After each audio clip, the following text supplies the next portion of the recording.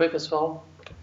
Como a gente conversou nas aulas anteriores, é, a gente veio tratando da evolução vegetal, partindo de algas, briófitas, pteridófitas, gimnospermas, angiospermas, falamos das flores das angiospermas, para a gente poder falar sobre polinização, sobre fecundação. E aí agora a gente vai entrar numa sequência de assuntos falando sobre as partes da planta, ou seja, é o mesmo que a gente já tratou no passado, nas aulas anteriores.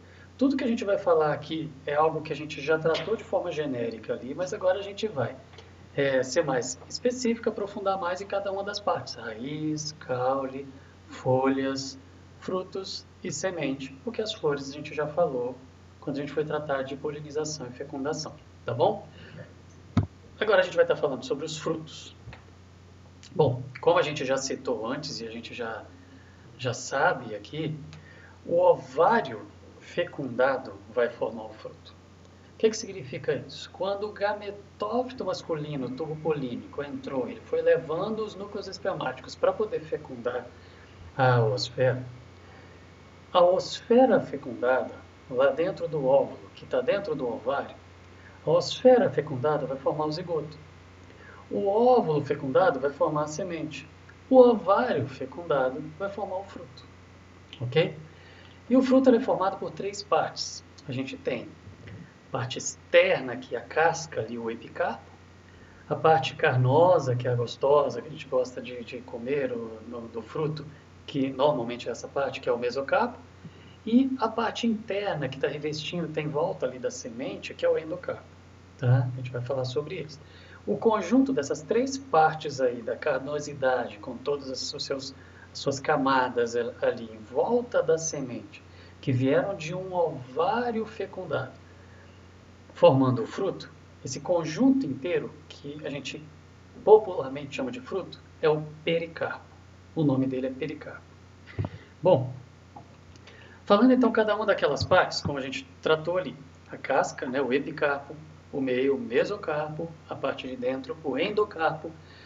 Falando então de cada uma delas, o epicarpo, a parte externa, o epicarpo, a casca, né? Essa parede externa ali do fruto, ela vem da epiderme do ovário, aquelas folhas modificadas, as folhas carpelares. Lembra disso? O pistilo, a parte feminina lá da planta, são folhas modificadas. A gente chama de folhas carpelares, que elas vão se fundindo, formando aquele formato de garrafinha.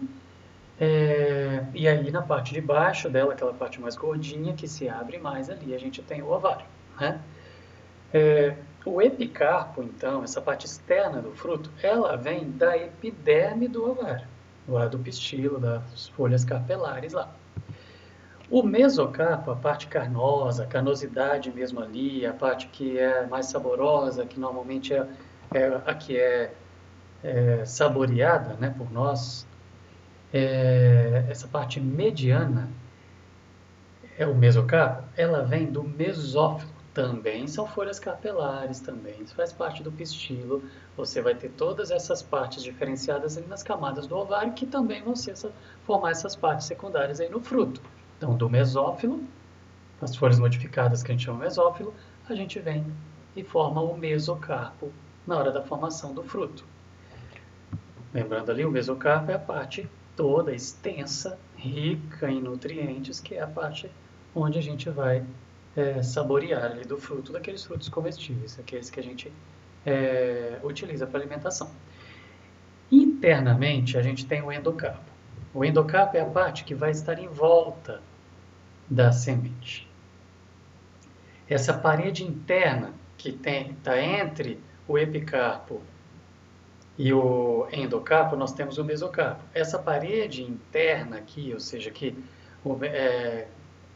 reveste internamente o mesocarpo, ela vem também da epiderme, do mesmo jeito do epicarpo. Ela também vem da epiderme. Você tem uma dobra aqui do fruto e você tem a origem do mesmo tecido, tá bom? Também lá das folhas capilares, dos pistilos também, do pistilo, né, também. O pericarpo, então, o pacote inteiro, o conjunto inteiro ali do fruto, fora a semente, né? Ele é rico, acumula ali substância de reserva, formando então os frutos carnosos, que tem muita substância de reserva, ou então os frutos secos, que não tem tanta substância de reserva, eles vão ter essa parte aí do pericarpo bem reduzida, ok? Sem tanta reserva de nutrientes ali acumulados. Seriam os frutos secos esses que não vão acumular essa substância toda, esse conjunto grande de reserva ali. Às vezes, o fruto ele vai se abrir para liberar semente ou não. Quando o fruto se abre para liberar semente, a gente fala que eles são deiscentes. Quando eles não se abrem para liberar semente, a gente fala que são frutos indeiscentes, que não se abrem. Como que a gente vai entender isso daqui? O fruto está protegendo a semente. Isso a gente já tratou desde o momento que a gente falou do nome angiospermas, que é quando você tem a semente protegida pelo fruto, certo? Então, o fruto ele vai proteger a semente. E ele está relacionado, de alguma forma, com uma facilidade, uma otimização ou uma diferenciação que vai favorecer a dispersão das sementes. Um animal, por exemplo, vai comer o fruto por causa da parte nutritiva, gostosa, da parte de reserva ali, do pericárpio, e ele depois vai levar isso e jogar a semente longe. Então, com isso, você vai aumentando a dispersão, certo? Você vai cobrindo uma área maior, graças ao fruto, o animal come, ou ele vai defecar, ou ele vai jogar mesmo, depois que comeu a semente fora, você vai aumentando a dispersão. Esse que é o papel, então, do fruto, no caso, evolutivamente, pensando na dispersão da semente, o fruto ele vai favorecer isso, ok? E tem toda a sua substância de reserva ali que vai ser utilizada também. Os frutos carnosos, se eles são atraentes, maduros, cheirosos, adocicados, justamente para poder atrair os animais que vão se alimentar dele, utilizar da sua reserva e dispersar as sementes para poder favorecer a dispersão da planta. Então, o cheiro, o gosto, todos são estratégias evolutivas para poder aumentar a dispersão, para atrair os animais ali para isso. Os frutos secos, como eles não têm toda essa estratégia para atrair o animal, para pegar, para comer, para poder levar e jogar a semente longe, eles têm outras estratégias. Então, evolutivamente, ganharam ganchos, espinhos que vão grudar no pelo dos animais, no corpo dos animais, por exemplo, para poder sair sendo carregado por ele e também cair e aumentar a disseminação aí das sementes e a dispersão, tá bom?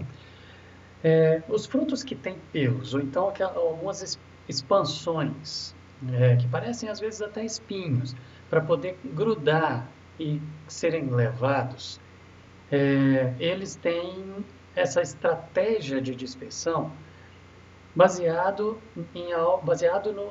no animal, no dispersor físico, no animal que vai grudar e vai levar e jogar a semente longe. Só que você pode ter também frutos que têm uma parte alada. E essa parte alada, a gente vai ver algumas fotos de aqui. A gente tem as fotos de alguns, onde o fruto está realmente internamente e a parte alada, ela serve para poder ajudar a dispersão pelo vento.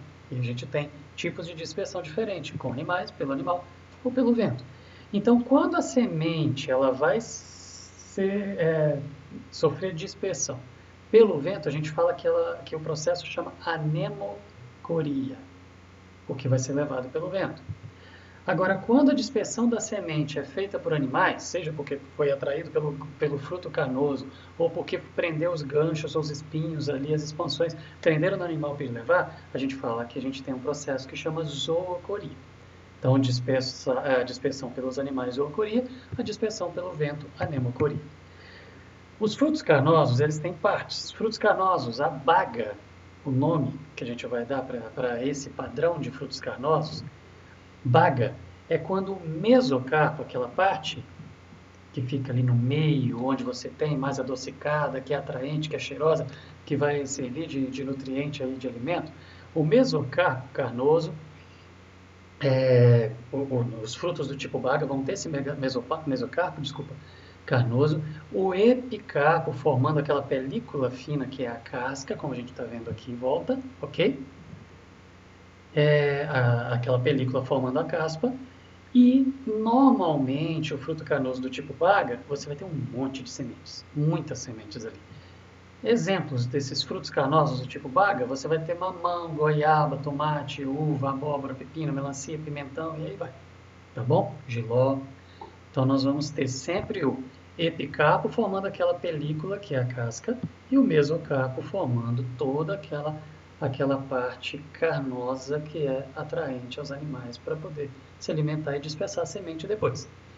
Os frutos carnosos do tipo drupa são aqueles que o mesocarpo ele é carnoso, como a gente viu nos do tipo baga. Ele é carnoso, só que o endocarpo dele é duro, formando um caroço. E aí a gente popularmente chama esse caroço de semente, mas não é. Na verdade, o caroço é o endocarpo que sim está envolvendo a semente e protegendo a semente que está dentro do endocarpo, que é o caroço. Que frutos são desse tipo? A gente tem o pêssego, por exemplo, ou seja, aquele caroço não é a semente está lá dentro. Tá? Azeitona é assim também, o que a gente chama de caroço não é a semente está lá dentro. Nós vamos ter o coco, nós vamos ter a ameixa e por aí vai. Tá bom? Aqui. E os frutos secos, então, deiscentes. Falei que a gente tem os deiscentes e os indeiscentes. Os frutos secos deiscentes, ou seja, o fato de esse nome deiscente está relacionado à dispersão. Ele é abrir para poder dispersar as sementes, ok? Para jogar as sementes. Então, os frutos secos deiscentes, a gente tem aqueles que são do tipo vagem ou legume, que eles vão se abrir lateralmente a partir de duas fendas longitudinais, ok? E aí, essa fenda abrindo, dividindo em duas partes, ele vai dispersar as sementes, ele vai espalhar as sementes ali. Então, você tem vagem, legumes que são desse jeito, tá bom? Então, são frutos secos, você não tem a carnosidade, você percebe isso. Eles são deiscentes, esse que é o nome, porque eles se abrem longitudinalmente através de fenda, ok? Do tipo vagem, então, legume, porque eles estão abrindo assim. Então, deiscentes porque eles abrem. Vagem é o formato que ele vai abrir para poder dispersar. Os frutos secos deiscentes do tipo folículo, diferente da vagem, que tem aquela abertura longa longitudinal e abre a semente, esse daqui ele abre só uma única fenda, como a gente está vendo aqui, e deixa as sementes caírem também para dispersar, ok? Os frutos secos deiscentes do tipo síliqua, eles vão se abrir também, como a gente viu os primeiros lá de vagem, parece, só que você vai ter 4 fendas diferentes e você vai ter camadas e ele deixa um septo mediano ali que você vai jogando a semente para um lado ou para o outro, tá bom? Você tem a couve e o repolho, por exemplo, que são desse tipo. E os do tipo ixídio, eles vão abrir como se fosse uma tampinha. O que a gente tem? Jequitibá é assim, eucalipto é assim, sapucaia.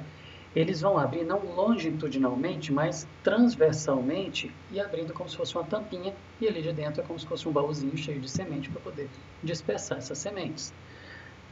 Os frutos secos deiscentes do tipo cápsula. Cápsula, por quê? Porque ele vai se abrir. Só que ele vai se abrir num padrão como se fossem poros para poder sair a semente dali, ou então algumas fendas, como a gente está vendo no caso da mamona aqui representada, fendas longitudinais que vão abrir e abrir como se fosse uma tampinha, uma boquinha, uma abertura ali para a semente sair e espalhar. Então a gente tem o algodão, que é assim, a mamona, né, como eu citei, o fumo, a papoula e aí vai, tá bom? Já os frutos secos indeiscentes, ou seja, aqueles que não se abrem, a gente tem do tipo cariópse, ou então o grão, e aí o próprio grão já vai fazer o seu papel, onde o pericarpo, entre aspas, a carnosidade, só que nesse caso ela é bem reduzida, né? O pericarpo, aquele conjunto todo de camadas em volta da semente, ele existe, ele está ali envolvendo a semente, ou seja, é um angiosperma, a semente está envolvida pelo fruto, ok? Só que ele está totalmente aderido e em uma única semente. Então, esses são vários tipos de vegetais, todos bem parecidos, como o milho, o arroz, o trigo, a aveia, que você vai ter aqueles grãos. A cevada também, alpiste, todos bem parecidos aí, são desse tipo. Indeiscentes, eles não se abrem para jogar a semente, o fruto vai com tudo, do tipo cariópse ou grão, então. Já os indeiscentes do tipo aquênio, eles são formados de forma que o pericarpo, ele também está aderido a uma única semente, do mesmo jeito que a gente viu o cariópse. Só que ele está preso ali, o pericarpo seco, ele está preso, aderido numa única semente, só que num único ponto. E aí ele forma aquela estrutura ali que é chamada de aquênio, ou aquênio. Ele forma aquela estrutura ali, como a gente vê na semente do girassol. como que vai ser a dispersão ali no caso do girassol. E a gente tem também os indeiscentes que não se abrem do tipo Samara, que é o que? Ele tem aletas. E aquelas aletas, aquelas expansões aladas, elas permitem que o vento leve o fruto ele está na pontinha, aquela aleta serve para poder aumentar a dispersão e ser levado pelo vento. Tá? E os pseudofrutos? O que é isso? Pseudofruto são aqueles que eles não vão entrar na classificação como o fruto envolvendo a semente, exatamente porque tem algumas variações. A gente tem alguns tipos aqui. Os pseudofrutos eles vão se originar do ovário, do mesmo jeito que os frutos, mas eles também vão se originar de outras partes da flor. Então não é só o ovário fecundado formando o fruto, mas sim o ovário e mais algumas partes formando o fruto. E daí a gente tem esses pseudofrutos do tipo simples, múltiplo ou então composto. E o composto é também chamado de infrutescência. Como eles são? Os pseudofrutos do tipo simples, eles são derivados de partes diferentes da flor.